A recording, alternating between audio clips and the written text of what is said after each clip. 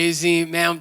Thank you guys so much for joining us on church online once again. Man, we love you guys so much. We're just so honored that you took the time to be here with us this morning. We recognize there are literally a million things you could be doing right now. You could be crushing Tiger King on Netflix, but you chose to be here with us. And so we're just super excited. Man, I just believe that God's about to do something in this space right here, right now. And so in the comments, we want to hear from you, man. We want to foster community as best as we can in this time. And so if you believe that God's about to do something, in the comments, type, I'm ready. Now, I'm going to make sure you guys say it. I'm not preaching until I see the first I'm ready, even though I can't actually see it. Just believe in it. Just type, I'm ready. We're just super excited for what's going to happen this morning. In case you've been with us for the last number of weeks, you might notice we're in a new recording spot right now. We're actually back at our base where we usually have our physical church. And so just super pumped to be back here. I'm pumped to have my mic. I believe that I'm about to spit something into this mic, just like when we're all together. Super excited. But the reason I say that is that if you guys have tuned in the last number of weeks, we were actually shooting at West End Christian Assembly. For those who do not know, we are a part of what's called the Engage Network, which is a network of churches that includes Engage Church, it includes us, Kingdom Church, and now West End Christian Assembly. And so we just want to give honor to Pastor Brett and Pastor Des as they allowed us to use their space for 4 weeks, and their whole team there for being gracious in the comments. Show them some love. But we're back here at our home base. I'm just super excited for what God's about to do. If you guys have a Bible, I don't know how many of you guys watch us with Bibles, but you should start watching with Bibles. Start watching with notepads so you can catch up, so you can take notes. We're going to be in Mark chapter 7. I want to read this verse as we begin this morning. It says this. Starting in verse 17, this is Jesus. It says, after Jesus had left the crowd and entered the house, his disciples asked him about the parable. Jesus replied, are you so dull, he asked them. Don't you see that nothing that enters a person from the outside can defile them? For it doesn't go into their hearts, but it goes into their stomach and then out of the body. In saying this, Jesus declared all food clean. He went on. What comes out of a person is what defiles them, for it is from within, out of a person's, what's that word? Shout it out, heart, that evil thoughts come. Sexual immorality, theft, murder, adultery, greed, malice, deceit, lewdness, envy, slander, arrogance, and folly. All of these evils come from inside and defile a person. I want to give our message a title this morning, and it's this. It's super simple. It's Surface Issues. Surface Issues is the title of our message this morning. If you guys are a part of our church family, one thing that you'll know is that I love to tell stories about people that are close to me and stories about myself. And a lot of times the stories are at the expense of people's maybe feelings or things like that. But just to let you guys know, every story I tell has a great spiritual application. And so I only tell it if it has a great spiritual application. And so this next story has a great spiritual application. Get ready. So for those who don't know, I have a younger brother. His name's Elliot. He's probably watching online right now, I hope. But for those that are aware, he's my brother. And what happened was that he, this last year, he bought a brand new house. And for anyone that has ever bought in a brand new house, you'll know for a lot of times, especially the builds that are kind of, I guess, I don't know what the word would be, not custom in a sense. A lot of them will come with unfinished basements. And so my brother, when he got his house, it came with an unfinished basement. And for anyone that's ever bought a house from a contractor, from a developer, you will know that generally speaking, they will give you the option to finish the basement for you.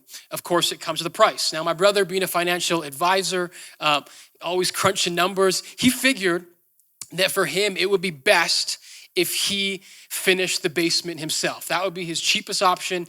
He wanted to make it into an Airbnb, and so that would be the way that he would come out on top, is if he finished the basement himself. Now, it sounds great. It sounds amazing. The only problem is that if you guys know anything about me, I don't really have any of those life skills, manly skills, if you want to call them that. Like we don't know how to do that stuff, like building and carpentry and all that good stuff. Like my dad doesn't know how to do that stuff. His dad doesn't know how to do that stuff. And I don't know how to do that stuff. And so my brother, he's in the exact same boat where he didn't know how to do anything either. But if there's a way for him to save money, he was going to do it. And so he figured, I will finish the basement myself. And so basically what he did was that he decided he was going to finish the basement himself. And so he just got kind of everyone he knew, friends, family, people from Kijiji. It was really an eclectic group of people. And he brought a bunch of people, different times, different places, in order to finish his basement.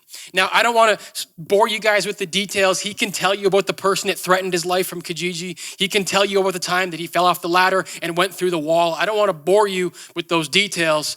After lockdown, you guys can go find him. But what I do want to tell you about is the very first time I went into his basement.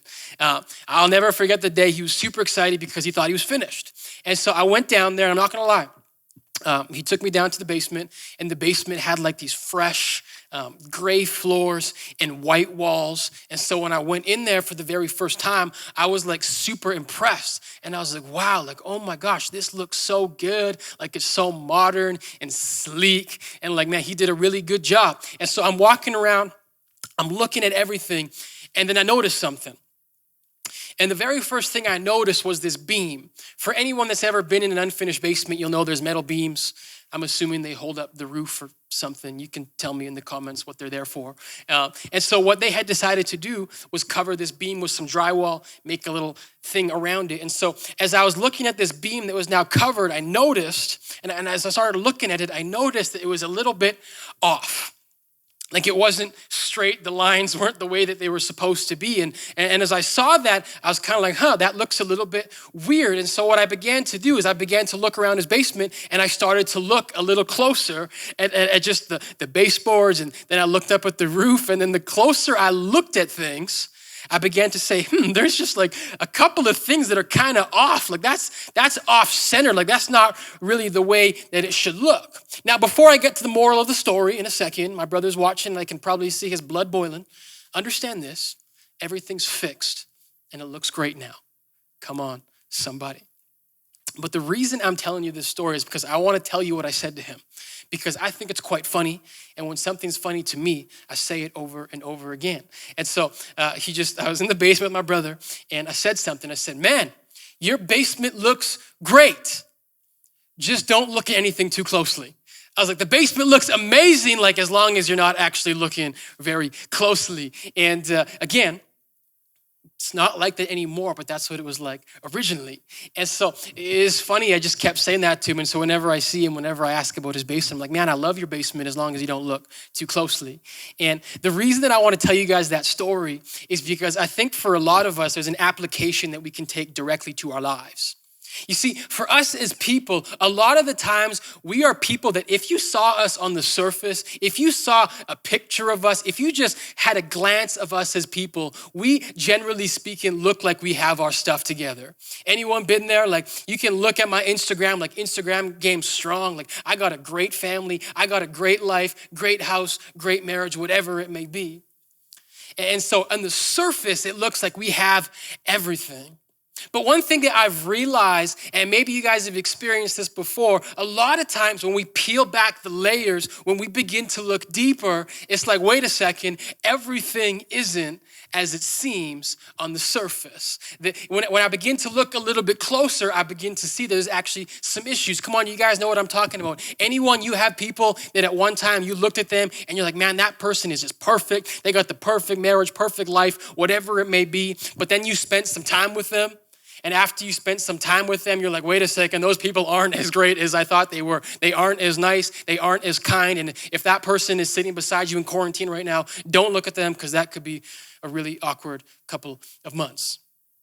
Now, I'm sure all of us could think of people in our lives where if we looked a little bit closer, if we looked a little bit deeper, man, maybe everything isn't as it seems.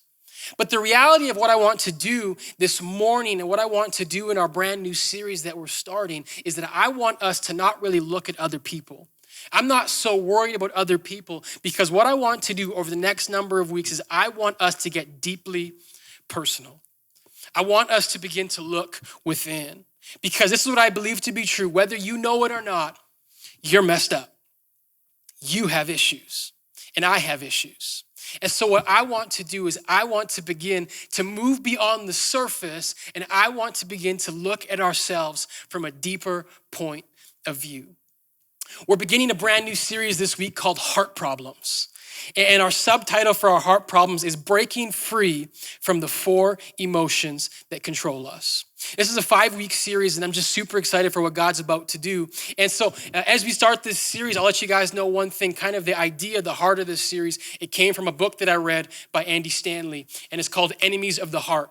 And the reason I'm telling you this is because a lot of the ideas, a lot of the things that we're going to be looking at in this series comes from his book. And I'd recommend it because, man, Andy Stanley, I think, can communicate a whole lot better in writing and in a lot of things than I ever could.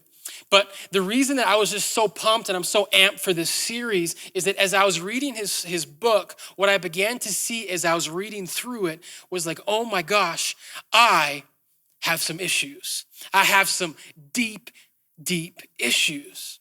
And the reason that I'm so excited to preach this series, it's twofold. Number one, I believe this to be true. Over the course of the next 5 weeks, I believe that as we begin to dive deep into what is within us, I believe a lot of us are going to see, oh my gosh, I have some issues. I said it a few seconds ago, but I want you to understand it and I want you to believe it. You're a little bit messed up. And if that offends you, log off. I'm just joking, don't leave. But that's just the first thing. The second thing is this, so what I believe God's going to do in this series. You see, I think for a lot of us, if there are things inside of us and we never bring them to light, if we are never able to expose them, for so many of us, we won't even know that they're in there until it's too late. And so what we're going to be doing in this series is, like I said, we are going to be examining the 4 things, the 4 emotions that control us, and how can we break free from these 4 emotions. And I believe this to be true. For this series, it's going to affect us deeply, but I believe this without a shadow of a doubt. At the end of these 5 weeks, God is going to transform hearts, even online. God is going to restore relationships through the words that he wants to preach to us in this series. And so the 4 emotions that I want to go through in the next number of weeks are these. Number 1 is guilt. Number 2 is anger. Number 3, greed. And number 4, jealousy. These are the 4 emotions that we are going to be going through, the 4 things that can trap our hearts. That's what we're going to see in this series. Now, what I said off the top, I said this is a 5-week series. Now, some of us are saying to ourselves, wait a second, like I'm just counting here, and there's only 4 things. Why is there 5 weeks? Here's the thing. This morning, what we're going to do is we are not going to touch on any of these things specifically. And there's a reason for this. The reason I don't want to get into anything specific is because what I want to do this morning is I want to lay some groundwork, number 1, for what God wants to do. But I need us to first understand this. I need us to get to a place where we realize that we have problems. Because here's the reality. When I talk about these things, guilt, anger, greed, jealousy, every single one of us, our first reaction is to be like, wait, hold on. Like, I don't struggle with any of those things. I don't struggle with guilt. I don't struggle with jealousy. Like, that's someone else.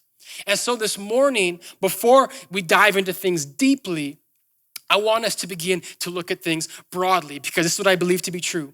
Until we can acknowledge that we have issues broadly, we will never be able to get into anything specifically. And so what I want to do this morning is I want to start broad so that in the weeks to come, we can get specific. Now, when I say that I'm going to start broad, what I mean by that is this. Anger, guilt, jealousy, greed, all of these things have one common denominator. And I believe it's this. It's that all of these things relate to our hearts. You see, the Bible tells us that through our hearts are the epicenter of our lives. And so what I want to do this morning is I want to begin to realize that what goes into our hearts, how we protect our hearts, is so important. And so what we're going to do this morning, I want to start in Proverbs chapter 4. And this kind of is a verse that I think is really a theme verse for our series. But this is what it says in Proverbs 4, verse 23. It says, above all else, guard your, what's that word online? Come on, shout it out in the comments. Heart. And I know there'll be a weird delay, but do it anyways. For everything you do flows from it. This is kind of our theme for this series, Proverbs 4:23. Guard your heart, for everything that you do flows from it. Here's the reality, what I want us to understand about guilt, greed, anger, jealousy. What the Bible is letting us know is that all of these things, the reason that we have these things inside of us is because something has taken root in our hearts. You see, the Bible, when it speaks about our hearts, it's speaking more metaphorically and spiritually. But the reason that I believe the Bible speaks about our hearts in such a way is that the reality of our hearts is this. The same way that our physical heart is, our spiritual heart follows. For anyone that has ever had heart issues, you will know that the reality of our heart is that if there is something in it that is blocking the blood from flowing, one day our heart will just stop. But we also know this truth. If you never take time to examine, if you never have your heart checked, people can literally just drop dead because there's things inside of them that they cannot see unless they take a deeper look. And so what I believe to be true for our spiritual hearts is the exact same thing. You see, so many of us, we have blocks in our hearts and we don't even know that they're there. And what can happen, and what I believe to be true, is that if we never take the time to acknowledge what is in our hearts, one day they're gonna come out. And so what I want to do this morning is I want to begin to see how can we guard and understand our hearts better. I want to begin, and that was kind of our theme verse this morning. What I want to do is I want to actually begin in the book of Mark chapter 7. We read it off the top, and I want to get back into it. Now, I'm going to read it a little bit, and then we're going to kind of understand a little bit more in a second. But Mark chapter 7 says this. Jesus is with his disciples, and so it says that the Pharisees and the teachers of the law asked Jesus, "Why don't your disciples live according to the traditions of the elders instead of eating their food with defiled hands?" Now, this is a big question, and it's not really going to make sense without some context. So I need to paint this picture, and it's going to take a couple of seconds, but it's really setting the backdrop for everything that we're going to do this morning. So I need you to follow along. You see, what happens is Jesus is with his disciples, and Jesus has been confronted by these people called the Pharisees and the teachers of the religious law. Now, what you need to know about this time period is that the people of God, the people of Israel, we kind of know them as Jewish people. Jewish people, the people that followed God, their mark of following God was really their obedience to what was known as the law, the Old Testament law, the law of Moses, the 10 Commandments. You guys may have heard of these things in the Old Testament. You see, if you were a Jew based on what you did. That was kind of your mark of Judaism, your mark of following God. And so these dudes, the Pharisees and the teachers of the religious law, they were kind of like next level. Like they, basically everything that they did was that people would know, hey, like we follow God. And so if you know anything about it, they're filled with rituals and all of these things. And the reality of the Old Testament, if I could break it down, it's this. Your outward purity, your inward purity, I should say, let me say it again. Your inward purity was marked by what you did outwardly. Everyone following, I kind of messed that up. Your inward purity was marked by what you did outwardly. And so if you read the Old Testament, that's why they were so big on rituals. That's why they were so big on what you ate, clean and unclean food. That's why ceremonies and Sabbaths were so big, because if you kept certain things, if you ate certain foods, that is what made you religious. That is what made you a follower of God. And so what Jesus is coming to do, Jesus is about to reorientate the people to see what is most important. Jesus wants to get to the heart of issues. And so what we see in this story, what we just read, was that the Pharisees are coming to Jesus and his disciples, and they're saying, hey, before you eat, how come you guys don't do the ceremonial hand washing? Now, with everything going on right now, some of you guys are probably asking the question, like, wait a second, like, how come Jesus and his disciples didn't wash their hands? Like, are they nasty? No, calm down. What we need to understand is this. In the Bible, in this story, I should say, there was a difference between physically washing your hands and ceremonially washing your hands. You see, to ceremonially wash your hands, it was something that was very public. It was something that you did so people would see you.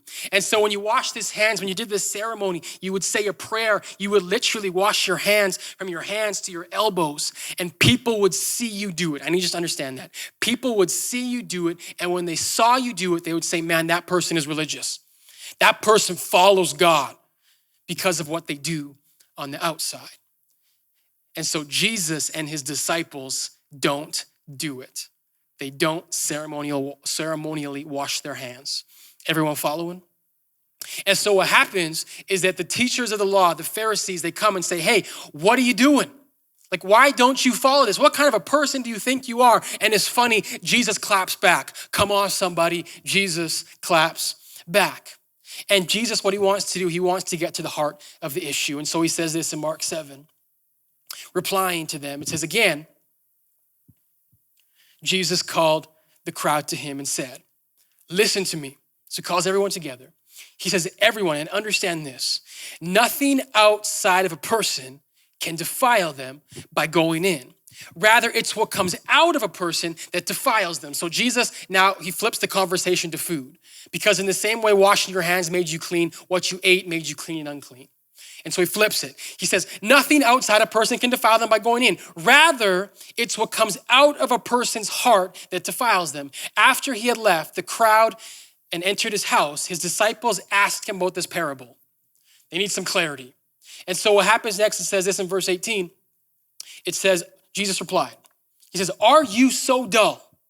Don't you see that nothing that enters a person from the outside can defile them? For it doesn't go into their heart, but into their stomach and then out of the body. I'm gonna break that down in case you didn't understand it. Jesus said, what you eat, you crap it out. I can say that online because Jesus said it first. Come on, somebody. He says, whatever you eat, it literally goes in you and it leaves you. Thus, in saying this, Jesus declared all foods clean. Now, we need to understand something. What Jesus has done here, and one commentator I read this week said it like this. He said, this is one of the most scandalous things that Jesus does in his time on earth. Because you need to understand this. For a Jewish person, for a person seeing this, reading this, experiencing this, what Jesus was doing was revolutionary. Because people literally would die before they ate something unclean. You can read stories about it. But what Jesus is doing, Jesus is trying to flip their hearts around and get them to see things from a new perspective.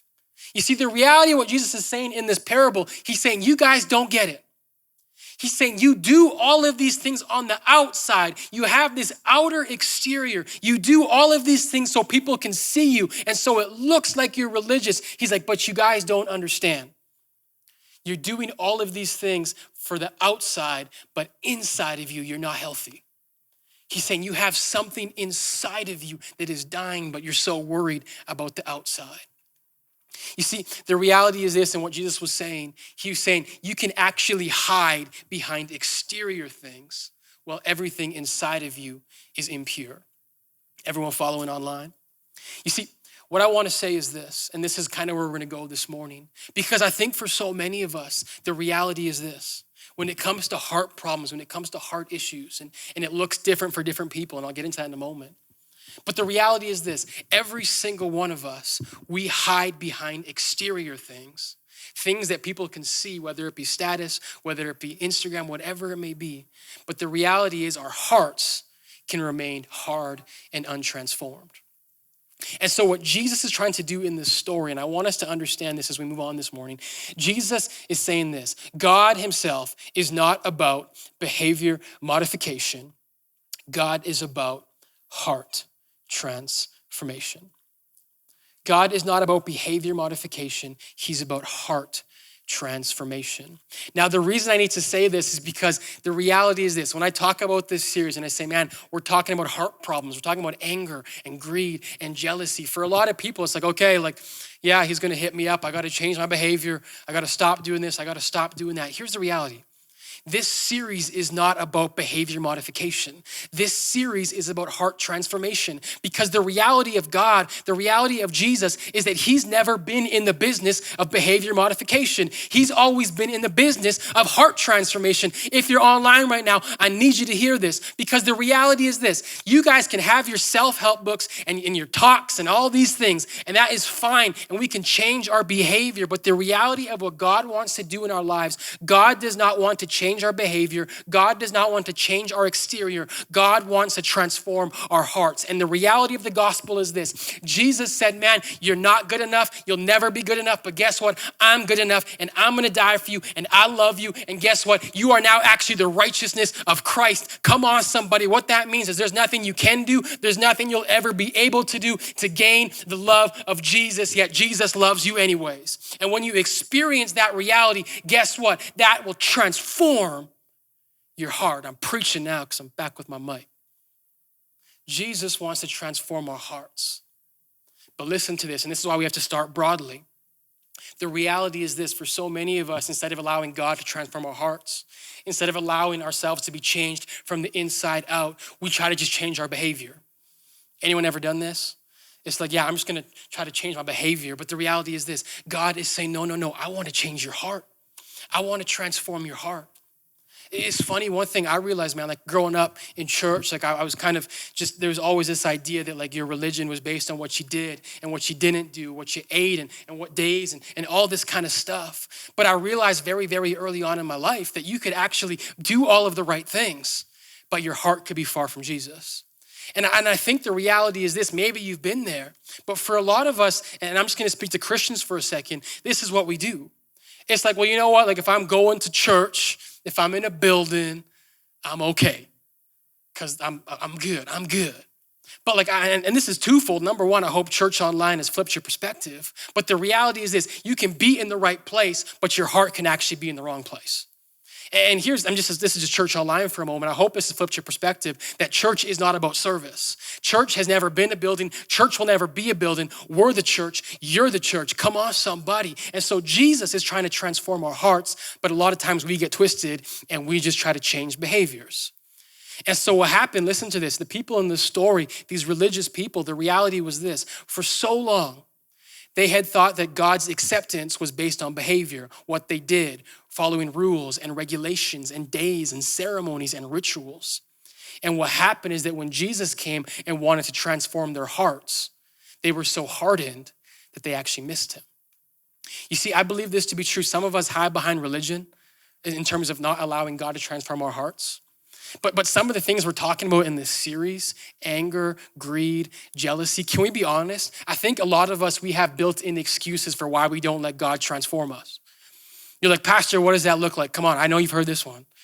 It's like, well, no, I'm not angry. It's just my people, like my heritage, we're just hot-headed. You know what I'm saying? Like, no, I don't struggle with jealousy. I'm just a jealous person. That's just who we are as people. And the reality is this, all of us have built-in excuses. All of us have reasons for why we won't allow God to transform our hearts. But what we need to do and what Jesus is trying to do in this story, he's trying to peel past the surface and get to the heart of the issue, because God is not in the business of behavior modification.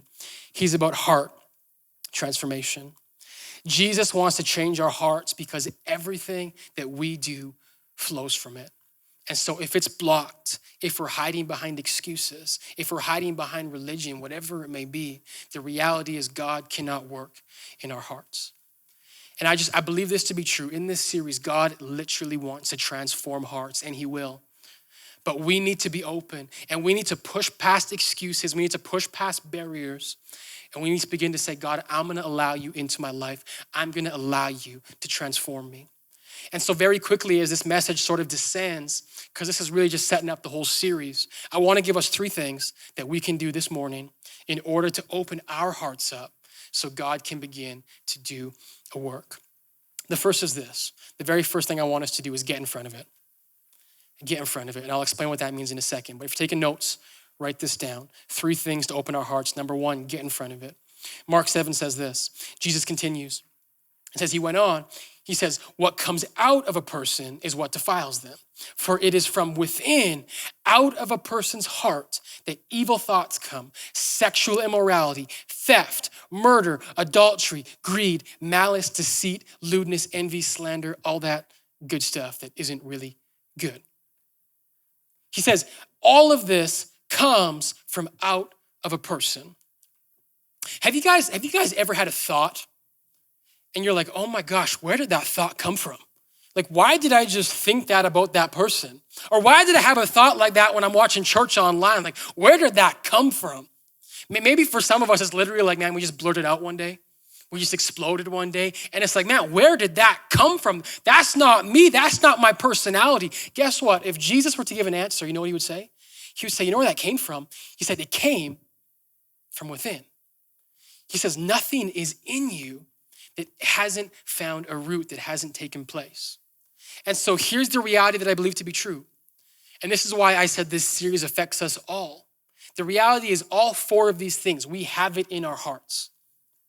The thing is, a lot of times we just don't know it until it actually comes out. And so when I say that we're gonna get in front of it, what I'm saying is, what if we began to address these problems before they actually came out? It's funny for anyone that knows the region that we're in here in St. Albert and Edmonton, the weather has been a lot nicer this week. And so one thing that I did this week is I started to run again. I've said this before, I love running, I love being active. But since the whole quarantine thing started, like 30 days, I literally did no physical activity. Because like, come on somebody, there's really no excuse. But I didn't do anything. I was trying to come up with an excuse, none. I did nothing. So this week, when the weather got nice, I decided to run. And it was funny because like I went outside, I had my headphones in, the sun was shining, and I was so pumped up, put my music in, put my worship playlist in. I started bumping Graves to Gardens by Elevation Worship, learn it, we're singing it next week. And I began to just run, and I'm feeling the music, I'm feeling the bridge, and it's just so good. About 15 minutes into my run, like I just hit like a literal wall, where like everything in my body starts cramping. My back starts seizing up, my hamstrings start seizing up, and I'm like, oh my gosh, like I'm not gonna make it. And so I just basically had to cut my run short. And it's funny, like I went home, kind of embarrassing, like I had just left Christy 10 minutes earlier, I'm back already. And so run was done. Next day I wake up, I'm telling you this, I had never been so sore in my entire life. I didn't lift any weights, anything, but I was sore in my traps. I don't even know what I did running that could make my traps sore. My ankles were sore. I didn't know you could get sore in your ankles. Like I was sore everywhere. It was just rough. And now, the reason I'm telling you this story, and I'm just gonna be straight up, the reason that I started to run in the first place was this.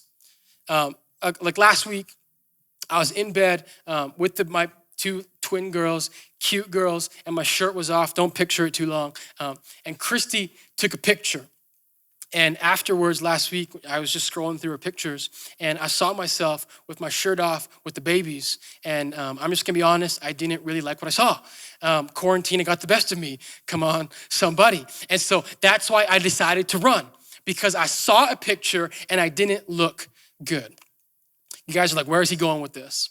You see, the reality is this, the pain that I felt because of running was amplified because I waited until I saw something physically that showed me that, man, I'm not in good shape. But the reality is this, if I had started running earlier before, it wouldn't have been so bad. Now, what I'm saying, listen to this, listen very closely when it comes to our hearts. You see, the reality is for so many of us, we say to ourselves, well, I'm gonna deal with something when it comes out. I'm gonna deal with something when it comes to the surface. But can I tell you, when something comes to the surface, when something comes out of us, generally speaking, that's the last thing. And so when we try to deal with it, it becomes extremely, extremely difficult. And so what I'm saying is, what if we began to get in front of it? That's what I want to do in this series, because I know there's so many people. You're saying to yourself, yeah, this is fantastic. I'm not really sure this series is for me. Maybe next time. Understand this. You can say to yourself, I don't really think I have any of those things in me. Well, that's fine, but guess what? If nothing's come out yet, let's keep it that way. And that's what we're gonna do in this series, because here's the reality, whether we believe it or not, what is in us, that's what Jesus is saying, will eventually come out. And so he says, let's get in front of it. Can I tell you this, church? Nothing in life happens all of a sudden. No one in any relationship falls out of love all of a sudden. No one has behavioral issues all of a sudden. Nothing happens all of a sudden. It's a buildup. There's things inside of us, things in our hearts that we have let lay dormant. And so what happens is that until they come out, a lot of times we don't see it. But I just believe this to be true, that God wants us to get in front of it. Let's expose it before it has any foothold in our heart. One thing I believe to be true, I say this to people that struggle with doubt when it comes to God. If you struggle with doubt, you're like, I'm not sure God is real. Guess what? Been there, done that. We've all been there. Let it out. Bring it out. Because whatever we try to suppress, the more we suppress it, the bigger it becomes. And one day, one time, in one season, it's coming out. And so whatever that emotion is, whether it's doubt, whether it's guilt, whether it's anger, we expose it. And so it comes out. We get in front of it. Jesus has everything in us. It came from within. Look at this, Mark 7. He continues. He said, and that's the whole list we just read. He says, all of these evil things come from inside and defile a person. Now, this is really interesting. Because for a lot of us, when it comes to the things that are inside of us, here's the reality. We have an excuse for why it's there. Have you guys ever been there? It's like, yeah, I you know what, Pastor, I can understand. I do have some things in me, but the reason that they're in me is because you don't understand my past. The reason I'm like this is because I've been hurt too many times. I've been burnt so many times. The reason I'm like this is because I grew up without a mother figure. I grew up without a father figure. That's the reason I'm like this. Or maybe you guys have been here. It's like, you know what? Like the reason I struggle with all these things, the devil made me do it. It was Satan. Like that's just the reality. It wasn't me. It's funny because what Jesus is saying, he gives a list of all of these really just like these vile things. But Jesus does not put the blame anywhere else other than on ourselves. He says all of these things came from the inside. In other words, they're within us. And so here's what he's saying. He's saying what we need to do. First thing we said, get in front of it. How do we get our hearts prepared? We get in front of it. Number 2 is this. We take responsibility. We take responsibility. And we say whatever is in my heart is there for a reason. Now, it's funny. I just told you guys the story of me running. To be honest, and the real reason that I didn't run for a month is because like when this whole Corona thing happened, gyms were shut down, hockey was closed, all the stuff I love doing. The reality was I just started kind of made excuses. I was like, you know what? All this stuff is shut down. There's nowhere I can go. There's nothing I can do. Now, here's the reality. At first, when everything shut down, when everything stopped, it wasn't my fault. Well, what can I do about it? It's out of my control. But here's what I want us to understand. As every single day passed and I didn't do anything about it, it no longer became someone else's problem. It became my problem. And it was no longer a matter of what happened. It was a matter of what I was doing. And so listen, I want to speak this into our hearts because I can see this. And I don't want anyone to think that I'm mitigating your pain. I know for a lot of us, the things that we have in us, it is from literal heartbreak. For some of us, it's from abuse. From some of us, it's from it's emotional scars. And it was completely out of your control. You had no part in it. But can I tell you something, friends? That may have been how it started. But every single day we hold on to something. Every single day we try to put the blame on someone else. Guess what? It doesn't go anywhere else. It doesn't affect anyone else. It just affects us. And so many of us, we carry this baggage. So many of us carry these things in our lives. And the reality is this. It may have started outside of my control, but at the end of the day, I was the one that decided to let it get worse. I was the one that didn't deal with it. I was the one that didn't exercise. And so what Jesus is saying in this series, understand this, you've been hurt, I get that. Your heart problems are from legitimate pains, from scars, from people leaving, relationships broken. Listen, that may have been how it started, but what God wants to do in this series, what I believe God is going to do this morning, God is saying it's time for us to take control. Listen to this, church. This is the series. This is the moment. That baggage that you have held, that hurt that is harbored inside of you. This is the time that Jesus says, I am going to take it from you. But in order for Jesus to take anything from us, we have to give it to him. And we have to begin to take responsibility. Listen, write this one down if you're taking notes. I don't choose what happens to me, but I choose how I respond. I'm not always in control. I would love to be in control. I don't choose what happens to me, but I choose how I respond. And what we're gonna do this morning, church, we're gonna declare this in the name of Jesus. We are gonna take responsibility and we are gonna give our hurt, we're gonna give our shame, we're gonna give our pain, we're gonna give our scars, we're gonna give our brokenness to Jesus. We're gonna lay it at the foot of the cross and say, God, I've held this too long. It's harbored in my heart. I don't want it to come out more than it already has. Because here's the reality, and I believe this to be true. When we give it to God, Ezekiel 36 gives us a promise. And this is a promise that I want to read to us, but I'm not just reading this, I'm prophesying this over you. I'm speaking this into your life because I believe it to be true.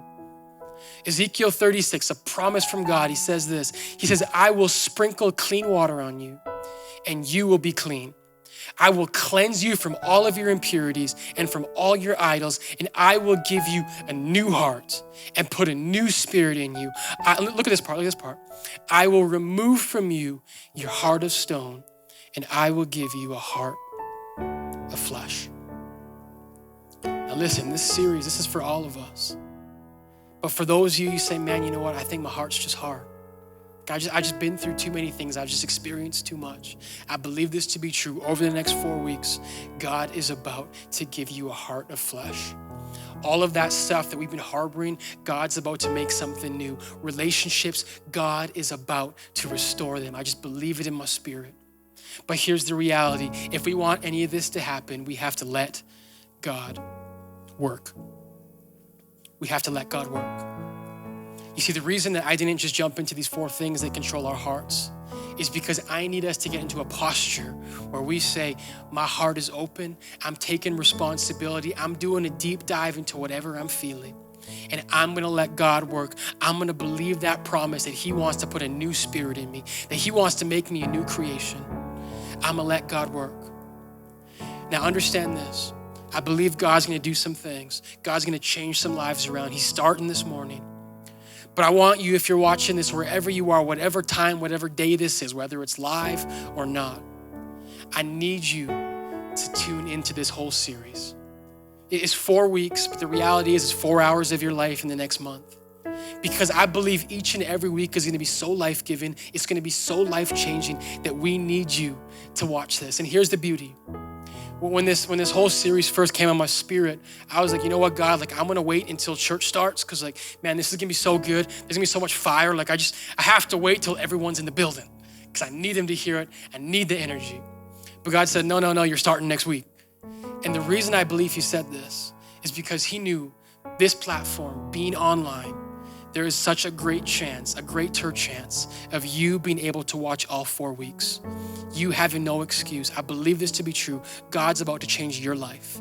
He's about to take that heart of stone and turn it into a heart of flesh. He wants us to move beyond the surface and start doing a work deep within us. Hey, why don't we pray together? God, thank you so much for this time. Thank you so much, God, that we could have church online. I pray, Lord, that the work that you're beginning in our hearts today, that you just continue it out through these next 4 weeks. And God, I just pray for every single one of us that we have pain, we have hurt. For those of us who are hiding behind things, God, that we just give it to you and say, God, make me a new creation. Because God, we just believe that you're gonna change hearts and transform lives. We love you, God. We pray in your name. Amen.